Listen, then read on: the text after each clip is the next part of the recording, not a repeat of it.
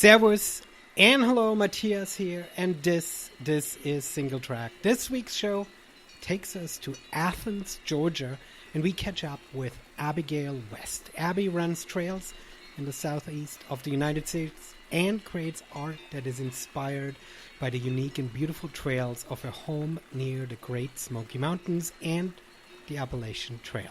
We talk about her recent FKT on the famous S.C.A.R route and what inspires her to get out on these long runs. Abigail is also the designer of the poster of the Trail Running Film Festival upcoming 2024 global tour, and I cannot wait to share with you what she's been working on. Well, a podcast is not the best place to share visuals, so we leave it at a conversation for now. The final poster will be revealed in a few weeks. Stay tuned. But for now, let's hear from Abby.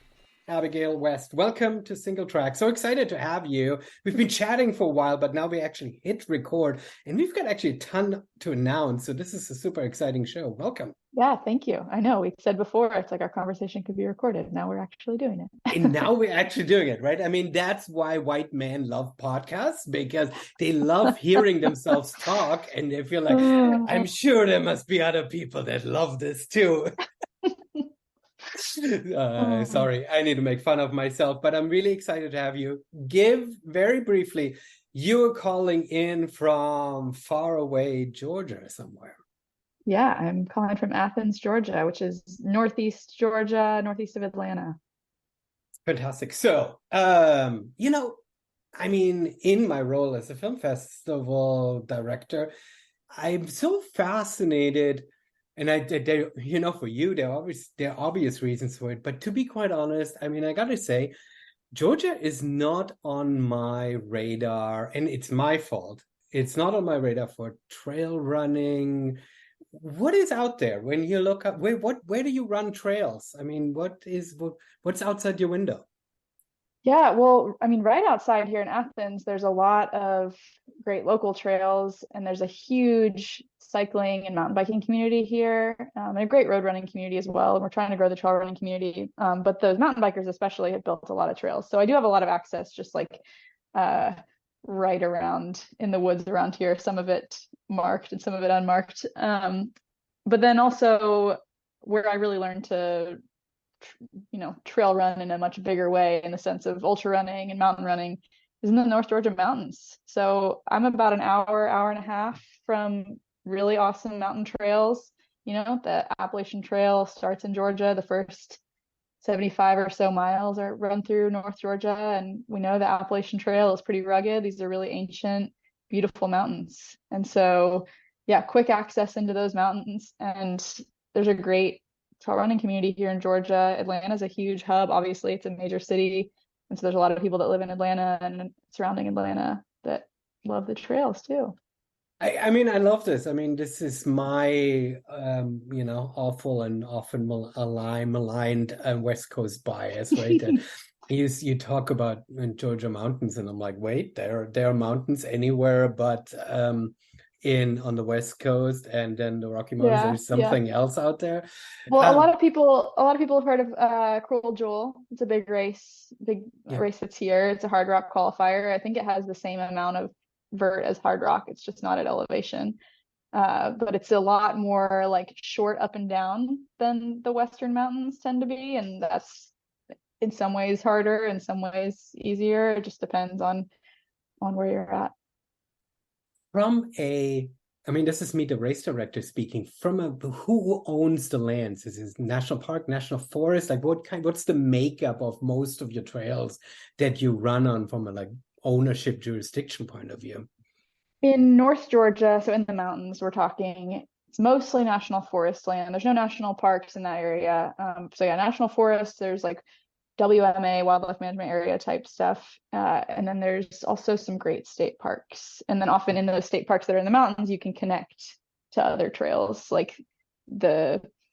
from one of our beloved state parks in North Georgia's Vogel State Park. A lot of big races start and end there. And you can get on trail to the Appalachian Trail, which is outside the park, but you can get there pretty quickly.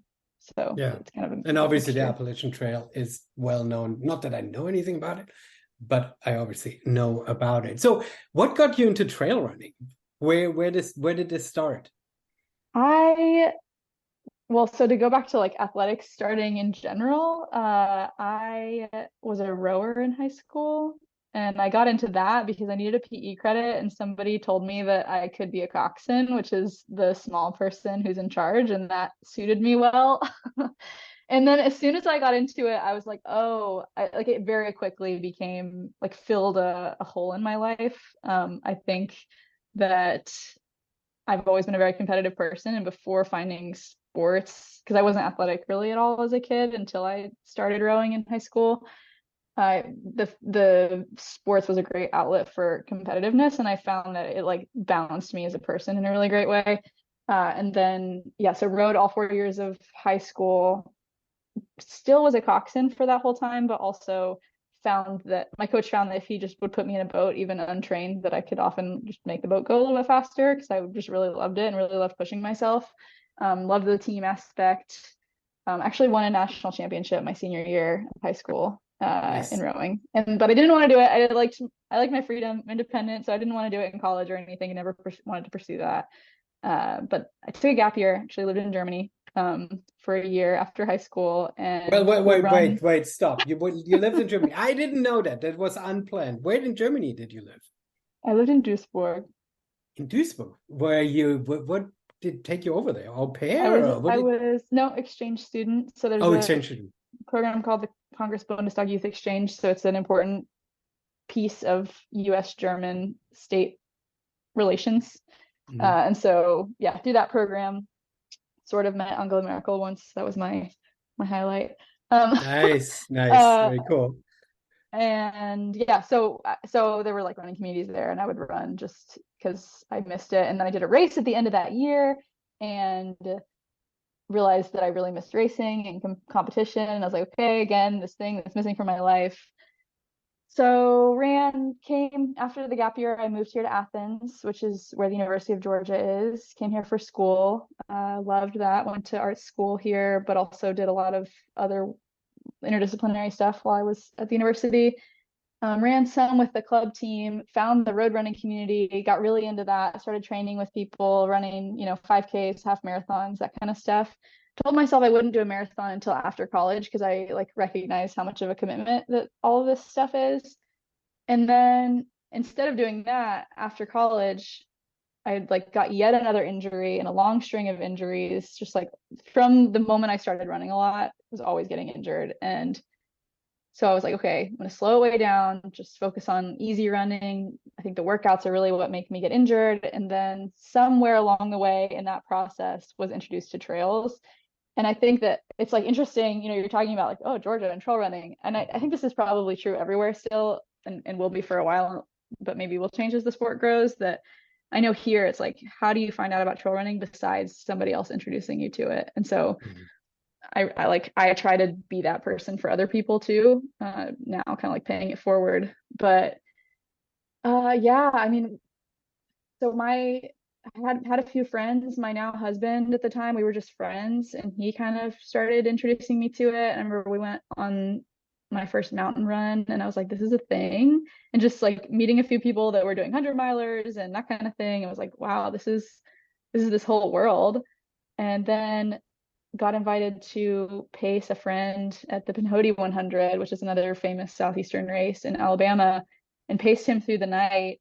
And I was like, this is cool. It didn't make me want to run 100 miles right away, but and I still haven't really had that urge to run a 100-mile race. But yeah, that was like, this community is really special and is really combining my love of being outdoors, which is something that, I grew up camping and all that stuff, and being competitive. And so Mhm. that's what I always tell people is like, I love just a good local trail half marathon. It's so much more fun than road racing ever was to me because it's playful and you need to have a really diverse skill set. I mean, ultra running, like you really need a diverse skill set because it's a lot about problem management. But with the short stuff too, it's like you have to be able to run uphill, you have to be able to run fast downhill, you need to have some leg speed to turn over if you get on a road at any point, all those things. And you get to like really race other people and in the mental side of that. It's yeah, all those reasons. I call it micro adventures. Like, Mhm. I think we love going outdoors, especially if we have the experience. But some of the traditional outdoor activities, I don't know, I didn't feel old enough for it, bird watching and hiking, right? I mean, they're sort of this classic old people activities that I didn't really connect with. When I got Mhm. introduced to trail running, there was sort of this aspect of adventure and excitement and fun and risk, while at the Yeah. same time it not really being dangerous, right? I mean, I also dabbled in like climbing and mountaineering, and I Yeah. am not doing very well in really sketchy situations, and so trail running sort of forgoes the super scary stuff, but introduces that element of fun, as you're saying, by Yeah. like zooming around corners and stuff. And there's something super exciting about it. Yeah, I really love fast technical downhill running. Mm-hmm. It's like the purest form of fun to me, which is also a skill that I learned pretty early on from Michael, my now husband. And I like attribute a lot of my like abilities in that area and it being one of my strengths to trying to keep up with him because he grew up skiing as a little kid in Scandinavia. And so skiers, that's why they're such one of many reasons they're so formidable in trail running. But yeah, so just that like what I was going to say about that is that even mountain biking is not something that I've gotten into, despite what my friends would like me to join them on. Because even then, it just seems like there's so many more injuries that happen and like serious injuries that happen unnecessarily. Whereas I fall trail running, but usually not when I'm running fast downhill. It's usually like when I stop paying attention on a flat section that I fall. Exactly. And usually the fall is sort of, I don't know, it feels more human powered when you're on a Exactly. bike, right? I mean, you just like fly through the air, Exactly. right? Yeah. No, for sure. It's also fun how you describe that when you started off running, you couldn't consider yourself doing a marathon because it felt like too much of a commitment. And the second you get introduced to trail running, right, all of a sudden this Yeah. door opens to these distances that are completely unfathomable for a road runner. And all of a Yeah. sudden you're like, well, yeah, a marathon is like a normal weekend activity. Before you Right. know Well, it, it's also like your life is ruined. yeah, yeah, yeah. Once you get into the trail stuff though, I've started to make more and more really good friendships through it. And so then it's like if I'm gonna go run on the mountains on a Saturday, sometimes I go do it alone. And that's also a really meaningful personal journey. But I can go out with a friend and so the quickest way to get to know someone is to go run with them for 5 hours. And it becomes a social activity and it is really fulfilling and it's like much more a big part of your life as opposed to like fitting my runs in the morning and then going and doing something else afterwards, which is more of what it used to be. Yeah, no, for sure. So give us a couple of highlights. What were some of your, I don't know, favorite runs, races, like, things that you sort of pin on your wall of like, I will forever remember that. I guess everything that comes to mind is recent, like from this year, which is cool. I in the spring set my first FKT on a loop out of that state park I mentioned. It's the Coosa Loop, Coosa Backcountry Loop, and it's where we got engaged. So I was like, I have to go back here when I'm feeling really strong. It's a 12-mile loop, but very mountainous, like I forget, 4,000 feet of vert or something in 12 miles. So I did that. That was really awesome. I was out there by myself, but it was a really special one.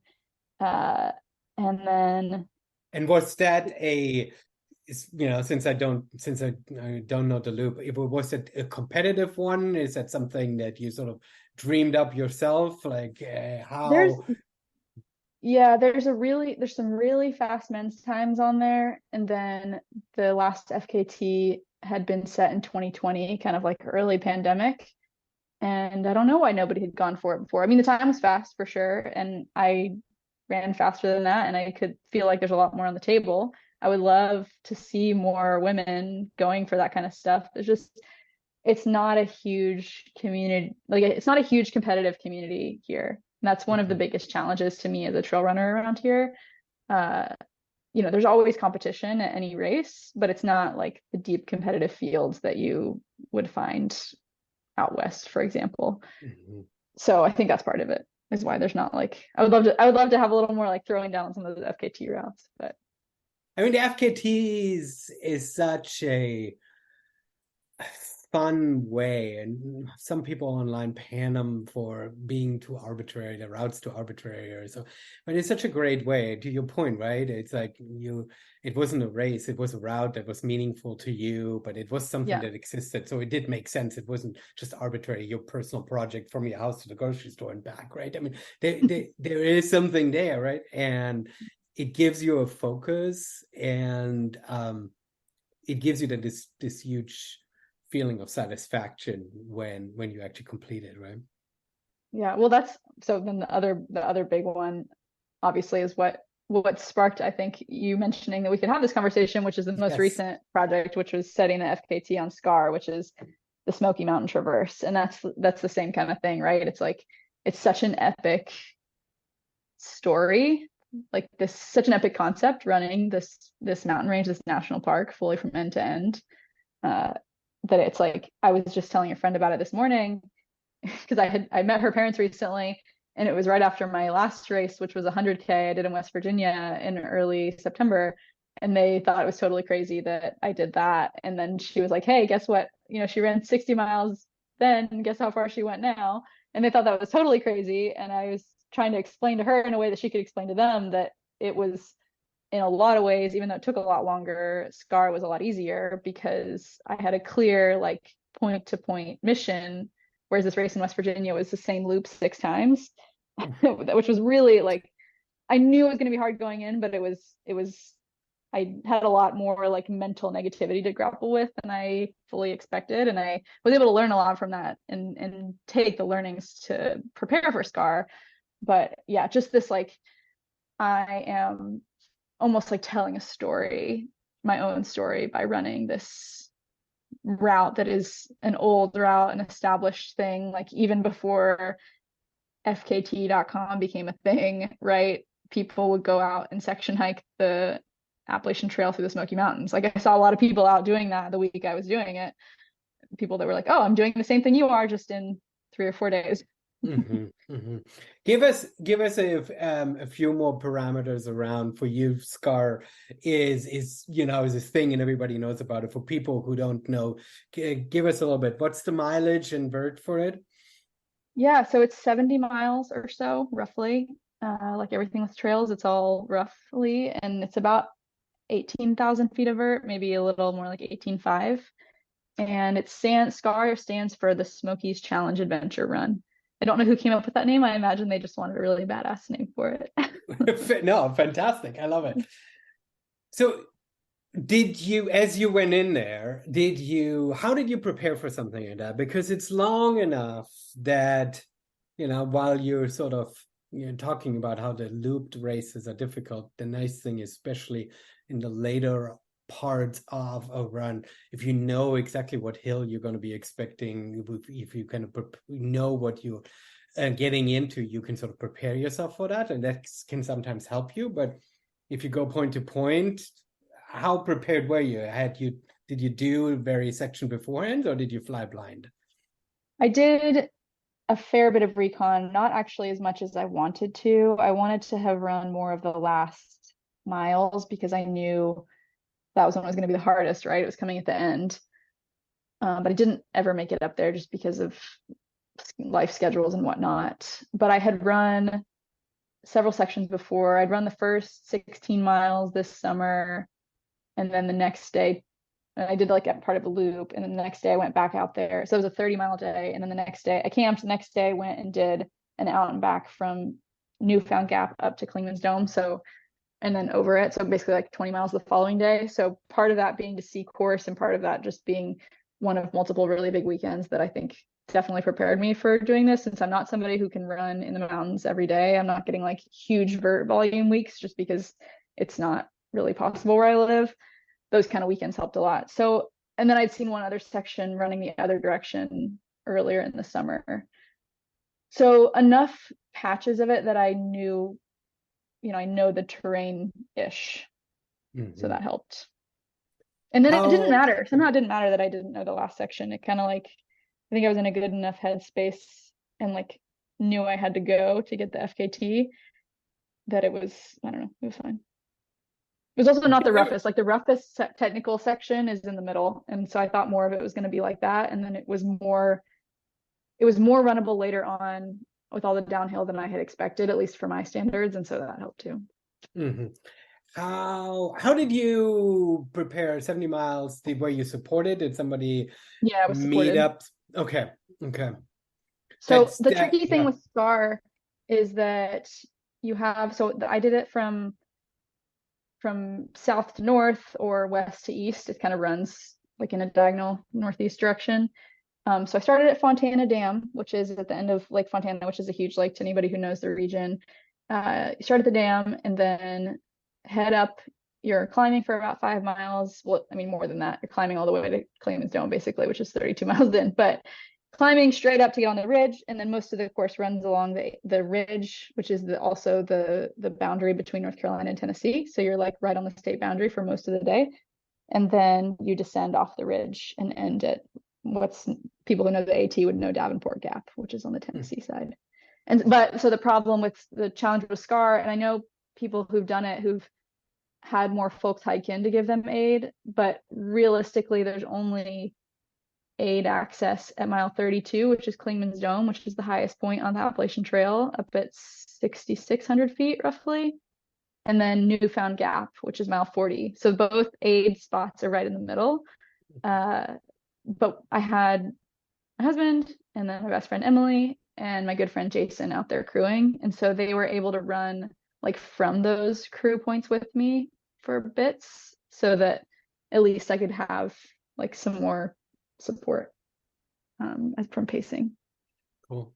Did you take polls? That's one of those like things that the Euros do, and people Yeah, here. I don't know I did how the not. terrain is. I don't know. I mean, the vert Yeah, on I don't, paper, but I'm not, I can't speak super well to that. I did not use polls. I've never used polls before. So another like really important piece of this was Rachel Lemke, who held the FKT before me, uh, was amazing in the advice that she gave me. She shared all of her information. She gave me her spreadsheets, which I like basically almost copied with changes for my own information. That was super helpful.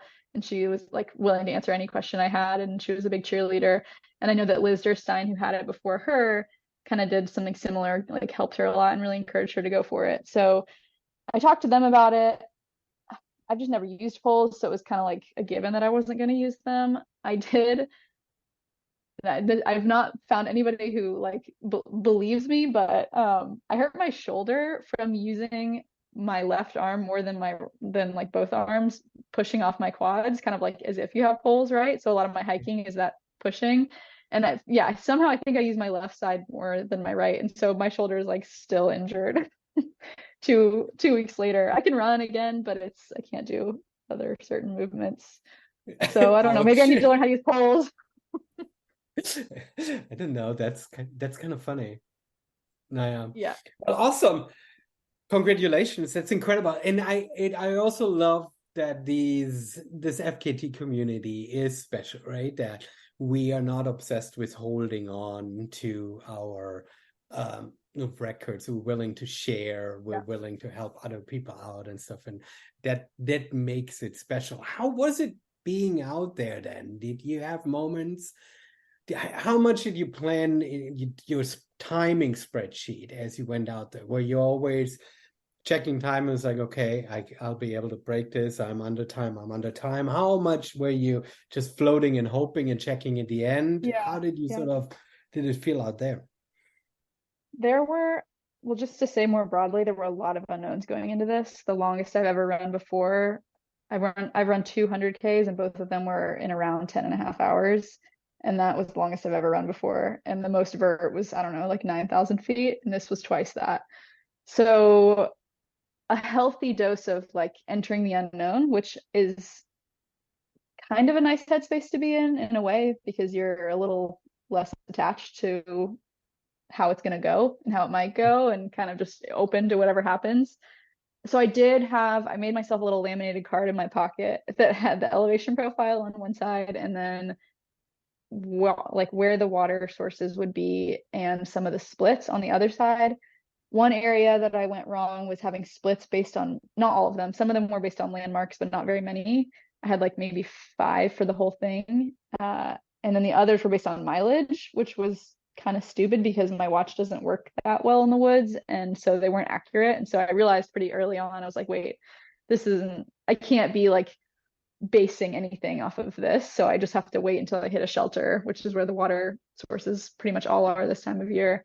And up on the AT, it's up on a ridge. So that's the only water source. And just base it off of that. So I was exactly to the minute on Rachel's FKT split at Clingman's Dome, mile 32, which was a little bit crazy, but it didn't freak me out at all. I was just kind of like, okay, cool. I somehow shaved a lot of time off in that next section to like the 8-mile section to the next crew point. Even though I started feeling really terrible during that section, I think that's sort of the part of a longer race where you're like, oh, I still have a really long ways to go. And like my stomach is starting to feel a little off and just a lot to manage. But I was ahead of splits. And then after that, we had to slow down. I dialed it back. But then that next section, my friend ran with me from mile 40 to 50. And I really we just chatted about random stuff. And I stopped thinking at all about what I was doing, which was super helpful. Like he was like, you're moving great. You're doing exactly what you need to do. Now he didn't really know because he didn't know the FKT splits that well either. But he was right. It was fine. And I think I probably lost some time in that section, but he reminded me, and this is where a good pacer is so amazing. He was like, I know how strong of a downhill runner you are.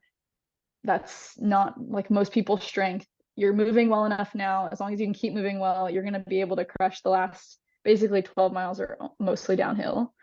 And he was right. And I like, for whatever reason, trusted him and listened to that and internalized that and took so I took about 23.5 minutes off the FKT, and most of that came in the last 12 miles downhill. So that was kind of like a rough summary of what my mental approach to it was. No, think about it and then forget about it and then think about it again.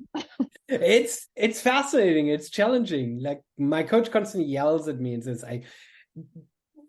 I love numbers in many ways. I'm a web designer. I often think in pixels and numbers and how to put pieces together. But often out on runs, I spend too much time thinking about numbers. And he says, get out of your head. But it's also something that's really oddly comforting for me, sort of constantly doing like weird math gymnastics in my head. And so trying to sort of get out, but still staying focused, it sometimes can be hard. I think that's where having in the situation where you have a pacer, that's really nice because the right person, somebody who's really experienced, this is a friend who does a lot of unsupported FKTs, so he has a lot of experience just being out in the woods by himself for long periods of time, and so he kind of could say the things that helped get me out of my head. But even anybody else, like I was also, it helped that I was with it enough to be able to have a conversation, even if it was a little bit interrupted. That helped too. But yeah, I don't know. You have to be able, that's it's mental. It's something that I'm really learning the more of the stuff that I do. Like I said, I'm pretty new to the longer-ish races, but it's like you can put in the work, as long as you put in the work fitness-wise in your training, the difference really comes in how do you handle it all mentally, at least for me. I 100% agree. I think I'm terrible at it. I think I have really, really struggled with this. I think when I don't feel well, especially late in a race, I often feel like I don't deserve being out there. I feel like I should be responsible and, go back and do the family thing, taking care of life, right? It feels too much like a luxury to punish myself too much because I feel like the recovery then is so long and stuff. And so I can't break through that on really long stuff that's hard. And so I totally agree. Managing that well, being able to allow yourself to find joy in that and find the justification for you to experience that and to be out there is it can be the differentiating factor between success and not just failure, but also dread, right? I mean, it's Yeah. you know, you can make it through, but if you didn't have fun, then did you, was it really worth being out there? It's tough. Yeah. For me, I really struggle with like different forms of comparison, whether that be to, it's usually internal. It's like comparison to what I think I should be able to do or something I've done before, or like what somebody else has done or is doing. That kind of thing for me is really hard. And I think like, so something that really helped was between, so I wouldn't always do a race, like two races this close together. So the race I did in West Virginia, the Hurricane 100K, was September 9th, and I did S.C.A.R on October 10th. And that was my first time doing like two bigger things that close together. And it worked well. Like I just focused on recovery and then did a little more vert and was kind of ready to go. And something I did in between those two things was journaling and just being really honest, like finding a way to like write out what happened after the fact and be really honest, but be honest without being so hard on myself and so self-critical and like, you're a piece of shit or anything like that. Um, and then like, okay, now I've kind of honestly processed what happened. What are some tangible things I could do differently, or mantras I could have in my head, or things I've heard other people talk about that like would be a successful way to reframe it, that kind of thing. So that it worked for me this time. I'm sure that there will be times in the future where it's just really hard again. But I mean, it's going to be hard, but like being prepared for that and being able to like welcome the hardness without being, in my case, being self-deprecating is huge. No, for sure. A completely dumb question. When you're out there in these woods in Georgia at night, what are the things that you worry about? Here in the Pacific Northwest, we always have bears, we have cougars, and they hardly ever show up, but that's something that Right. we think about, right? And then in the South, you've got Southwest, right? You have rattlesnakes and stuff like that. What are the things that you think about that practically plan for when you go out in your woods? The Smokies are a little bit different because it's national park, and so there's a lot of like this is my first time running through the night or running in the night. I started at 3 a.m. So the first 4.5 hours were so low in the dark. I was worried about it going in and I felt very relaxed. I was like totally comfortable. I could see the moon way off to the left in the distance. I could see a city, which like you would never see that in the daytime because it's really far away, but you can get the little lights on the horizon. Mhm. And I was only ever startled by a person that didn't have a headlamp on when I think I was near a shelter that was a little bit off trail, and he must have been like getting up to go to the bathroom, but he had this American flag shirt on, and I only saw the American flag shirt. And on the race I did a month prior, there were flags hanging in a few places on the course, and so my brain was like, am I back in West Virginia and this is an American flag? And I was like, wait, this is a human without a headlamp. So she startled me a It little was a bit. little bit too early for hallucinations. Yeah, no, right. Anyway, in general, though, running alone in the woods around here, I do carry like an emergency beacon. Honestly, the main concerns I have in the South are people and dogs, but I only really encounter dogs when I'm on gravel roads, and I have been bitten by a dog running before, not in the woods though, just on a road in the country.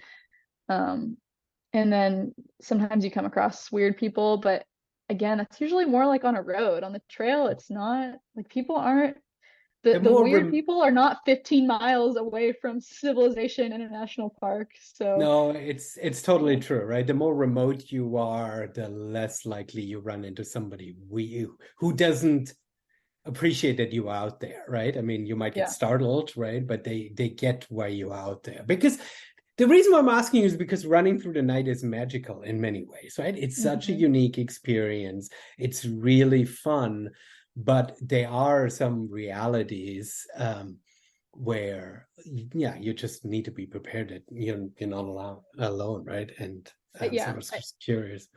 I think I am never worried enough.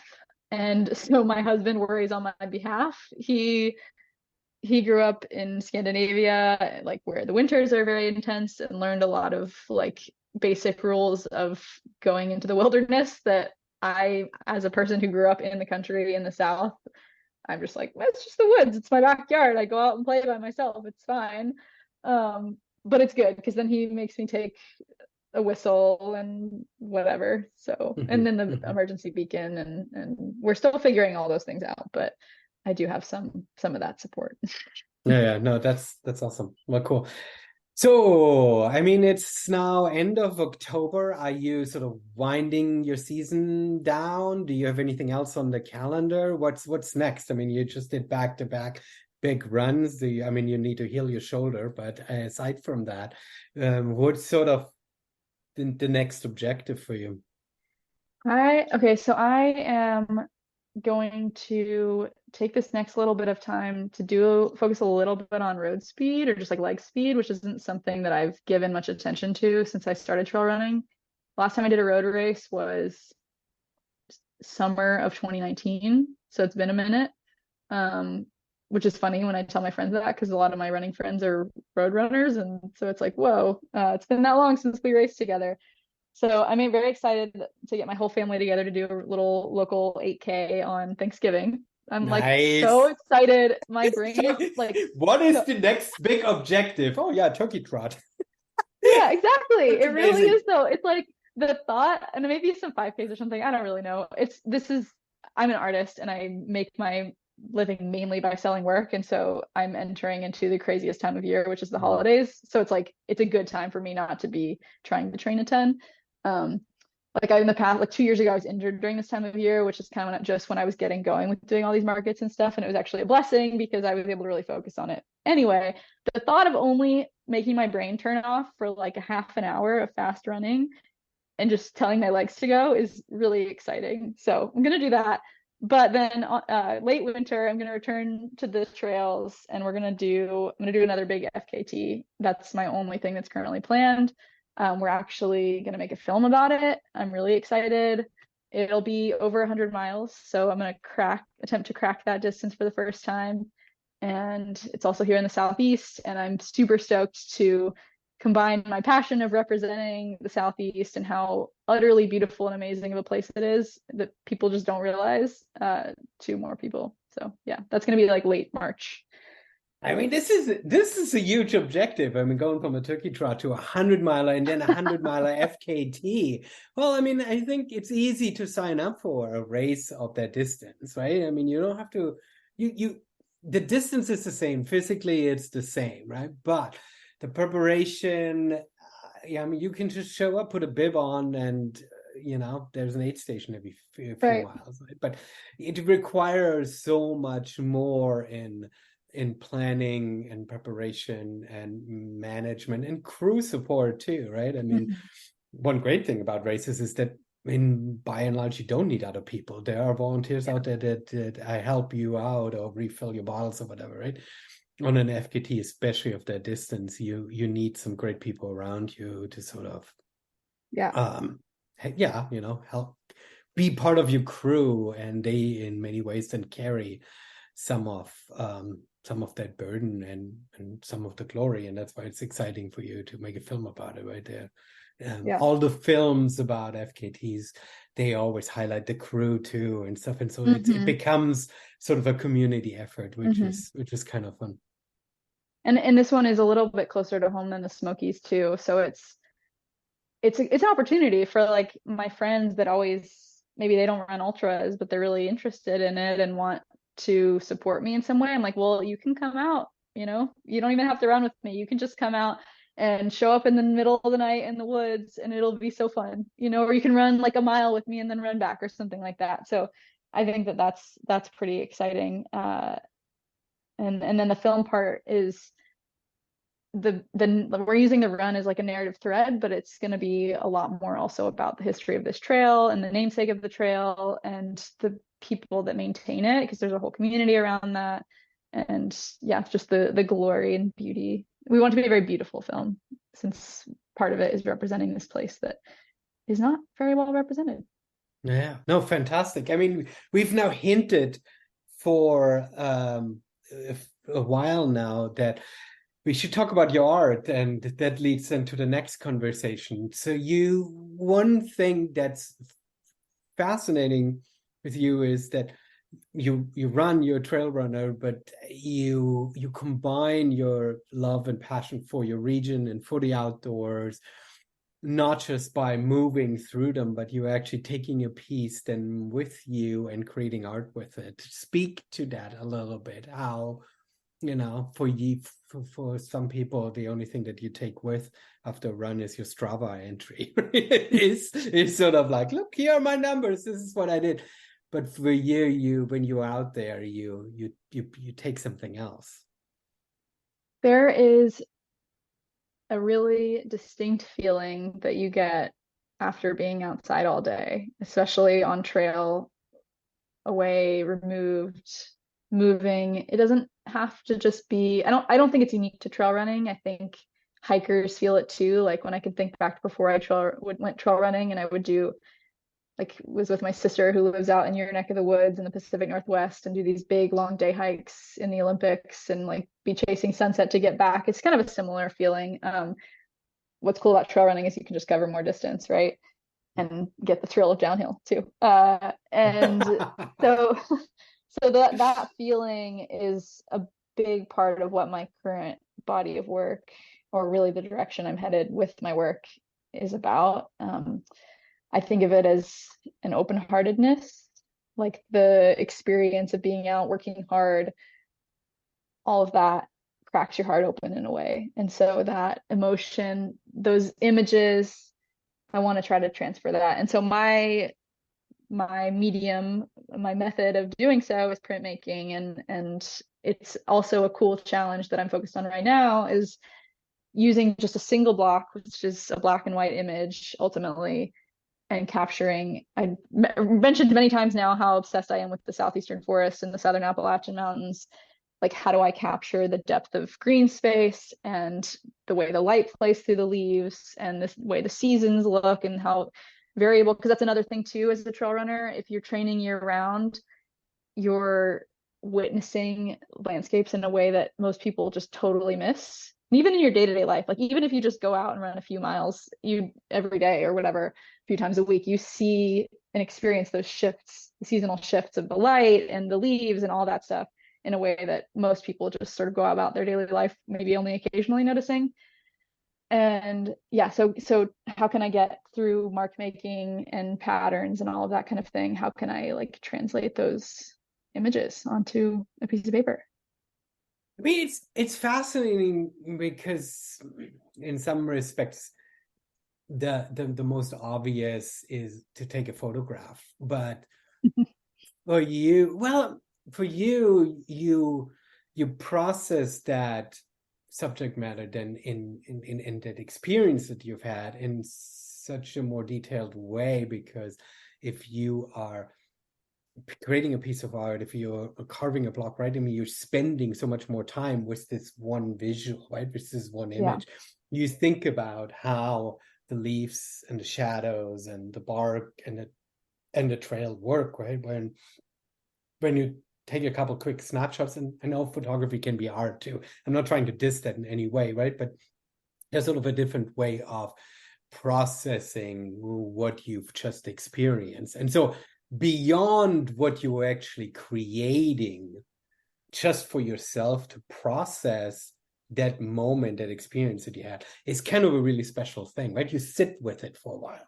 For sure. And I think a photographer and ultimately does the same thing, right? Like one of our good friends is a professional photographer, and he spends days out there trying to get one shot, and he's doing the same thing. He's watching things, the light change, and waiting for that perfect moment. Whereas when I pull out my phone and like wow, this is a beautiful scene, I might want to turn this into a print, I capture a photo. Like that photo is not capturing the emotions that I want to capture through my work.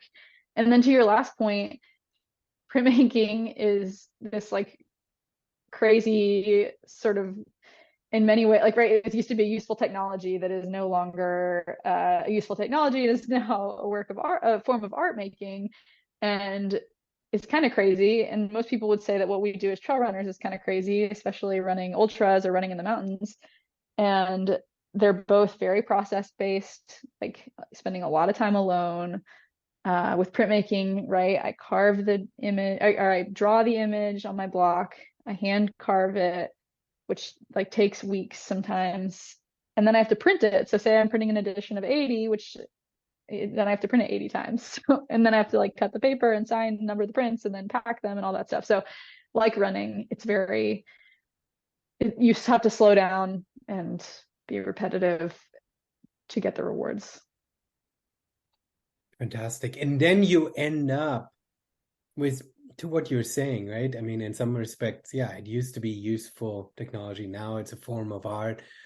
You end up with this image that, as we talked before we started hit record, in many ways people don't really understand. It's not an original the way a piece of watercolor would be, but the process is part of what makes it unique, and the carving and all of it. There is something perhaps you need to talk about, because I clearly can.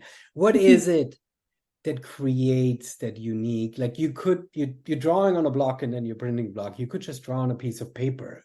Me being an asshole who says now, Yeah. right? No. So Or you could what draw is? digitally and print it. Yeah. Oh yeah, exactly. So Yeah. what is it in that process that fascinates you, both in the process of creating, but also then in the final piece? Because as you say, yeah, you're sort of committing to this set of numbered prints, and that is sort of then the image, right? Yeah, I think there's a couple of factors at play of like what fascinates me about it, and then what also fascinates people who choose to buy my work. Um, there is like something that can't quite be put into words about, well, for as the maker, once you finish carving the print, or like once you think you're close to finishing carving it, and you pull those first prints, that reveal, like there's a reason, like those videos on Instagram, if you ever see them of a printmaker, and I try to film myself when I remember to, that it's just captivating. It's like, I think it is like when you've carved it, it's never going to look like the final thing, because even though I darken my blocks before I carve them so I can very clearly see where I've carved, there's still some like tonal variation. Whereas once I ink it, if it's a fully like full black ink print, it is so smooth, like the ink, that the image is then transformed. And then a big part of it is just the mirror image effect, and like seeing something in reverse, which you have to plan for when you're drawing it. Like you need to make sure your composition is in order, uh, because it's going to be a mirror image. But then yeah, just flipping it is like, there's something about that. And then also I think like the carved effect, like it's the same reason, like they're kind of similar to paper cuts, except paper cuts are totally one of a kind. There's just something about that, like using negative space and only having black and white and not having any tonal variation, that is really captivating. And then there's also in some prints, like every print is going to be slightly different because they are hand pulled. And then that's part of the appeal. That's what I remind people when I'm like telling them about the process and they maybe are not familiar with it before. I'm like, do you see all these little marks in the background? They're a little different. They're called chatter, and they're a little bit different on every single one. And that's how you can tell that this is a handmade thing. You can also tell sometimes with like the way the ink is on the paper. Mm-hmm. But yeah, all those factors are just as like, there's something about it that is universally appealing to people, especially once they start to understand how it's made. And as printmakers, like we love looking at prints and trying to figure out how they were made. Mine are pretty straightforward, the ones I'm making right now, but it can get pretty complicated if you start layering and using different techniques and stuff. Yeah. No, it's super, super fascinating. And part of the reason why I'm so fascinated by it is because we chose you, and by we meaning a Trail Running Film Festival, to produce, create, design our upcoming poster for the 2024 tour. So we are sort of revealing this here on the podcast, and it's super exciting for you to come on and take your love for trail running, your artistic eye and heart and vision, and create something for us. It's the film festival whose mission has always been the arts beyond just showing films on the screen and just doing something for filmmakers. We always wanted to have that bigger picture, and now we are introducing a new artist to our tour, and you're going to create a poster. So I'm super excited to have you do this work. And yeah, I mean, it's not finished yet. I don't know what it's going to look like. So I'm I'm sitting on pins and needles, seeing you sort of like process this and work on this and stuff. I'm super excited too. It's, I'm like working over here. Like I said, you run alone and you work on your art alone with feedback, of course, to a certain extent. And with running, you get races and see how you're doing and that kind of thing. But to have the opportunity to like do what I've been trying to do the last year or two, which is really bring my running and my art together in a more like cohesive and bold way, to then have the opportunity to do that in partnership with other folks who believe in the same thing in other disciplines is really exciting.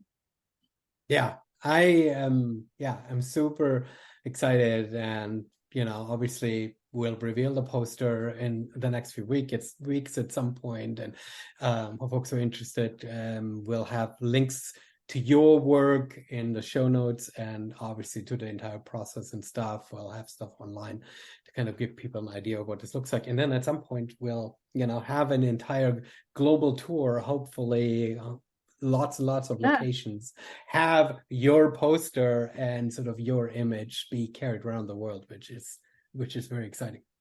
It is super exciting. And I love the idea of doing a poster, not just because it's in my lineage, right? Like as a block printer, I'm in the same family as letterpress printing, which is how all posters used to be made. And I mean, there's still plenty of letterpress artists that do posters, and I'm not a letterpress artist, but it's like I said, it's that family. And so as a result, we will have the original prints available as well. So I'll print a full edition of these, which is going to be really cool, because then people who really connect with the image or with the idea or anything like that might be able to get their hands on an original too. So all of it is really, really cool.